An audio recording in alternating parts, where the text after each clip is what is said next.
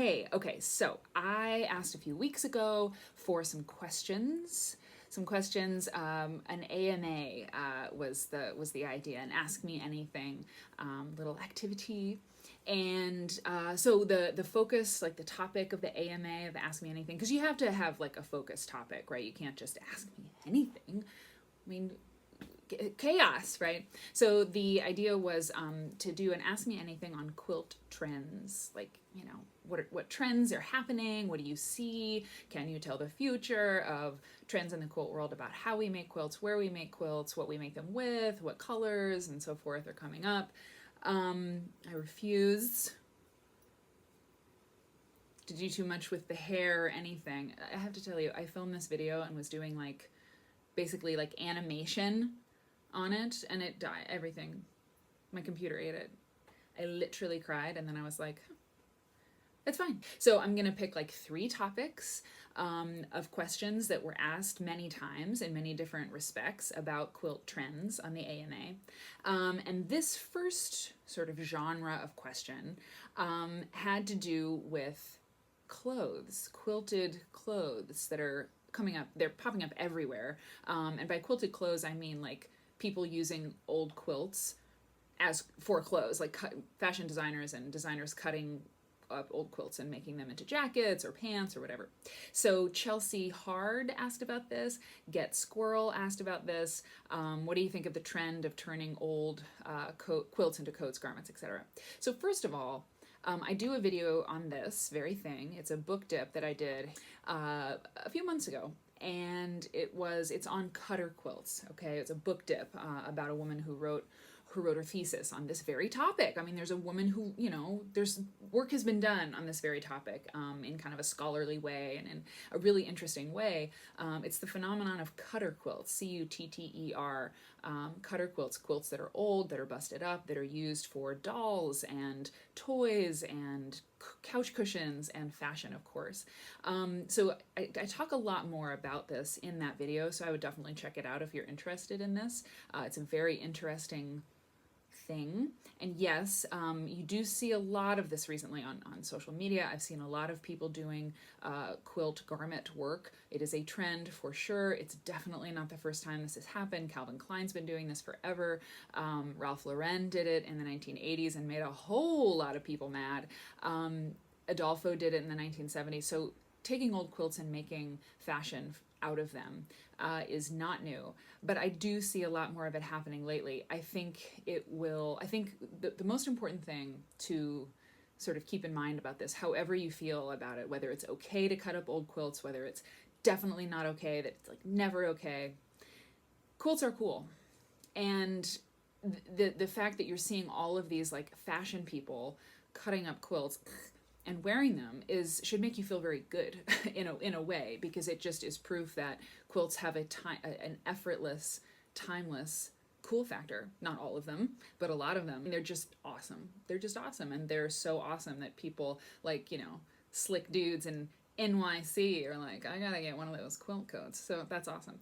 Personally, I feel like if a quilt is on its last legs and it can't, you know, really be used as a cover, or, you know, yeah, I mean, do something with it. Otherwise, it's going to get thrown into the bin, as they say here in the UK. So hopefully in the hands of someone who respects the material and does something beautiful with it, you know, I'm good with it. And I don't think I could cut up a quilt. But I know people who do. Sandra Johnson. I'm thinking of her and all her wonderful work with quilts. Anyway, okay, so that's my first response to you. This is fun. Let's do another one. Color trends. Now, there are people who make more quilts than I do. I used to make more quilts than anyone. I made a lot of them, but then I got into other stuff in the quilt world, and I don't make as many quilts as I used to, by a lot. I'm ashamed, but I'm like many, many, many people, so I'm not the only one. So there are people who are buying more fabric than I am buying right now. There are people whose studios are all a clutter in a beautiful way with lots of projects, and they would be good people to ask about color trends and things. And of course, the best person to ask about color trends are your favorite designers, you know, whatever Denise Schmidt happens to be doing at any given time, you know, Tula or Latifa Safir, these designers who are, you know, Sarah Bond, like if whatever Sarah Bond is doing, ask her, like what the trends are that she's seeing or what she's working with, because those people, they set the trends, Tula Pink, she's a trendsetter, So, okay, so that's true. But what's also true is that home dec and quilts have a relationship. In the 1980s, you had the Laura Ashley sort of zeitgeist. You had lots of hunter green and dusty rose and little chintz, little rosebuds and little violets on everything. And that, the quilts were affected by that. You had lots of hunter green and dusty rose in quilts. I remember them. I remember that dusty rose, man. I think the first quilt I ever made with my mom was like a kid quilt with like navy and dusty pink. Because it was 1986, So that affects, so home dec affects quilts and the ways, the styles and the colors, that are used in quilts from generation to generation, decade to decade. The modern quilt aesthetic, this was a response, right, to the busier sort of traditional quilts that were happening in the 90s and in the 2000s, even kind of some over commercialization, you could say, in the quilt industry, led to some austerity, people wanting to, go minimalist and slow down the eyeball. We don't want to bounce around everywhere. So the modern quilt guild had, the modern quilt movement has its effect on aesthetics, and color, sage greens. The hunter green turned into the sage green, like the hunter green of the 80s became like the sage, of the 2010s, and of course in the 70s it was avocado green. So these things change. When I was looking at the home dec stuff, I learned something interesting, that in 2021, there seems to be a lot of interior designers and decorators and surface designers who are leaning hard into nature and something, they're calling it cottage core. Like, it just sounds weird to me. I think the word core like bothers me. Anyway, cottage core is like hardcore, natural, like natural world, like gardens and florals and plants and wildlife. I don't know, but because, and the reason that's happening, they say, or they are speculating, that people are stuck inside and they want to go outside and they want to be free. And even if they can go out in nature, they want to like be free. So this kind of like shift, aesthetically, could absolutely, certainly will affect colors. We're going to maybe see a lot less solid black, a lot less gray. Maybe it will just be like color everywhere, including like, maybe hunter green makes a resurgence. Maybe colors that have to do very much with nature, found in nature. You can find pretty much every color in nature. The natural world. The natural world seems to be where home dec is kind of trending, and I think quilts will follow suit. So in terms of color, look to the color of dirt, because that is what is hot. Okay? Yeah, dirt. It's hot as dirt. This one, I'm going to talk about style trend. I've been thinking about this for a while, and it's sort of a provocative thing to say, perhaps, but I am not an expert in quilt history. I know a lot about it because I really love the topic, because I just do. I think it's endlessly fascinating. So I know a fair amount about like stuff that's happened in quilts, right? And the only way to possibly like conjecture about the future is to look at the past. And this is true in anything. This is true in American history. It's true in world history. Nothing ever changes, except it does, but you can usually kind of see patterns over time, right? Take fashion, take hemlines, okay? Women's hemlines rise and fall. The silhouette of clothes that women wear changes a lot. Of course, not all women, okay? I'm talking about in general, people, there's styles of the time. The Gibson girl style, in like turn of the 20th century, I think, the big hair and the bustle, there was a silhouette, the corset, the tiny, tiny waists, After the tiny, tiny waists, the flapper, right? The Charleston kind of silhouette came, where it was a drop waist. You know, the silhouette changed from being like this to being really straight. In the 1950s, you had the Dior, the new look, you know, and you had these full skirts. And then in the 1960s, mini skirts, you know, tiny micro mini skirt. Okay. In the 80s, big shoulder pads. Then in the 90s, you know, Kate Moss waif, you know, barely there. So it changes and it swings and swings back and forth in fashion. And it happens in quilts as well, okay? So you have like the busy country style, of the 80s, you know, just, you know, schoolhouse blocks and star blocks and all these different things, all these blocks like all pushed in together.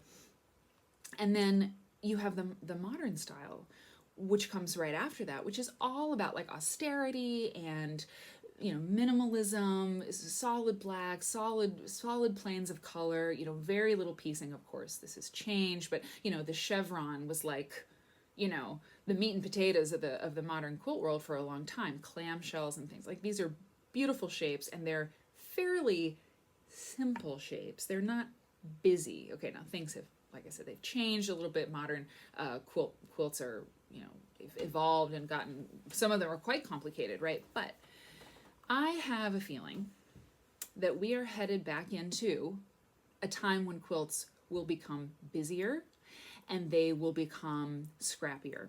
So, and I'll tell you why. We have been in this more austere, solid aesthetic for a while. It's been about 10 years or so. Definitely not everyone is making quilts that could be described as a modern style quilt, okay? But the modern style was so out, you know, so very present in quilts in America that even people who weren't into modern quilts were like, you know, it's affected the way people make quilts. A lot of people, the patterns and things that we use. Modern quilts have got traditional elements, all that. But my point is that where the moderns, you know, the printed fabric has been less of a thing, like really wild prints, you know, paisleys, like show me a modern quilt that has paisleys in it, right? Like, someone will. Like, I'm sure there's wise guys out there who are going to be like, there's a million of them. Okay, fine. But I don't think of paisleys that much when I think of straight up like classic modern quilts, right? So I think that will start to happen. Like more busier prints, maybe weird like groovy prints will start to occur. And part of the reason that I think that's going to happen is because it's the swinging style. It's swinging. It's a swinging style. We go from austerity to excess. We go from excess to austerity. It happens in so many things, you know. It's like, oh, it's too much stuff. We have to go down to minimalism. Oh, you know, it's like too minimalist. It's cold. You know, I want to warm things up. And the other reason that I think, and this might be more important than anything, the reason I think we are going to see quilts get scrappier and busier is because of environmental impact. Of quilting on the environment, making quilts, you know, on the environment. And you could think, well, God, you know, what's so environmentally damaging about making a quilt? Well, the fabric companies aren't going to like it, but you know, use a lot of resources to make a yard of fabric. And do you need another sewing machine? Do you need another yard of fabric? The answer may resoundingly be yeah, but I think some people, especially those who are kind of pushing trends, who are just sort of naturally trend setters and trend makers, I think there's going to be time put to some thinking on the environmental impact of this quilting practice. And because if you need to get 3 or 4 or 5 yards of a fabric, chances are good you're going to have to buy it. But if you want to not buy quite so much, if you want to use your stash, what that will mean is your quilts will likely get scrappier or they'll get smaller. Because if you go to a thrift store or you go to a resale shop or you go to some Salvation Army spot to get reclaimed fabric, to use fabric that's already there in the world instead of buying new, you can't get that much of any one fabric because you're using, you know, men's shirts, you know, repurposing old men's old shirts, which, you know, it's kind of hard to get those not to be smelly. I was in undergrad. I wore a few Salvation Army shirts in my day.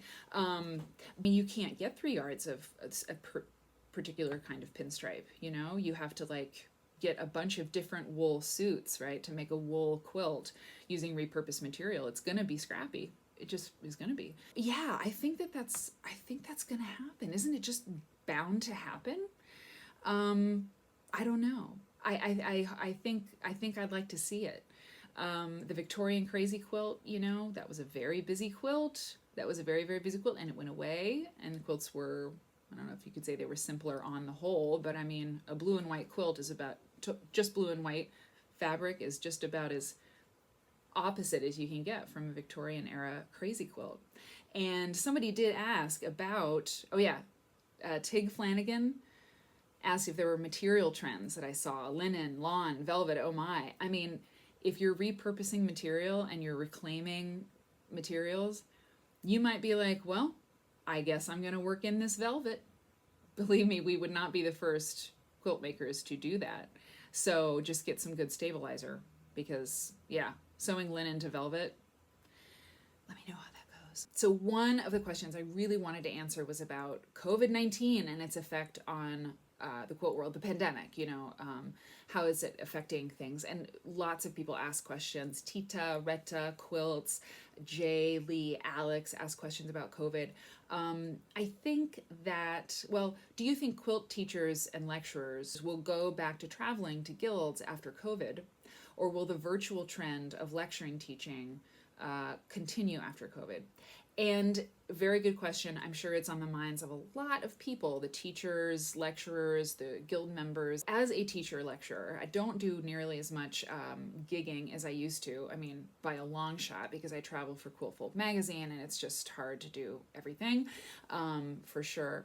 But I know that if I was still doing that for a majority of my bread and butter, I would be, which was true for some time, I would be hurting bad right now, because the lectures that I'm doing over Zoom, and that a lot of us teacher lecture type people are doing, obviously, I mean, I think people are charging far less than they would if it was a normal time. Maybe I'm outing myself as like a really bad, money manager or something, because I don't charge as much at all, for Zoom lectures as I would charge if I were going there in person, because I mean, come on, I'm doing the lecture from the comfort of my own home. I just feel like it's my time is a little bit, it should be priced a little differently. So maybe I'm the only one doing that. Please don't tell me. So I think that yes, in-person teaching and lecturing will absolutely come back.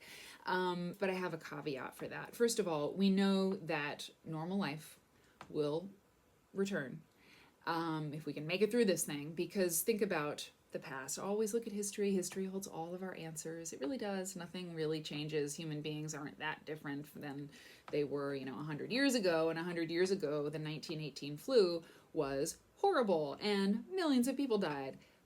But things went back to normal, and we know they did, because we used to go to guild meetings. We used to teach, fly around the country hauling quilts to and fro to go teach in person. So we will get back to a time where, there's a vaccine. We do not have to worry about, infecting the people that we love or them infecting us.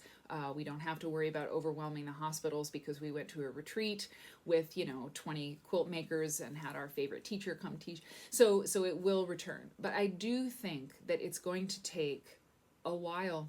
I think it's going to take longer than, certainly longer than we want it to.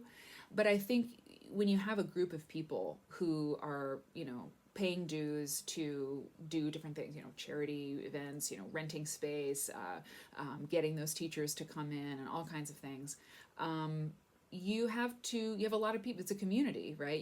It's a group of people who have to have some sort of consensus. I don't know how guilds, rule from guild to guild necessarily, but, the bylaws or whatnot, you have to consider if half the people are uncomfortable with these events taking place, and half the people are, at a certain point being like, hey, we're going to start doing in-person events, it's going to be tricky, I think, because, if a guild member is paying dues and isn't comfortable doing all the things yet, then that person will either choose to leave the guild, or they'll be pretty grumpy about spending money and supporting an organization that they don't feel is doing the right thing, or that they, they can't participate in any of the things that are going on because they're not comfortable.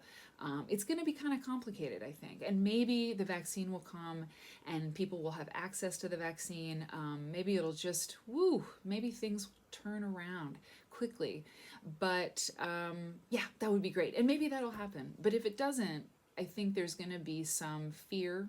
Guilds are going to have to really navigate how getting together works, and how teachers, how often they come and when they come and what kind of scheduling they're doing. And of course, scheduling happens a long way in advance. I mean, I have gigs booked, for well into next year. So, and they're all on Zoom. So anyway, that's what I think. It'll go back, but it'll probably take a long time. Okay, that's it for now. Thank you for the AMA questions. There's so many other ones. Okay, we have to stop. If we don't stop, how am I going to eat lunch?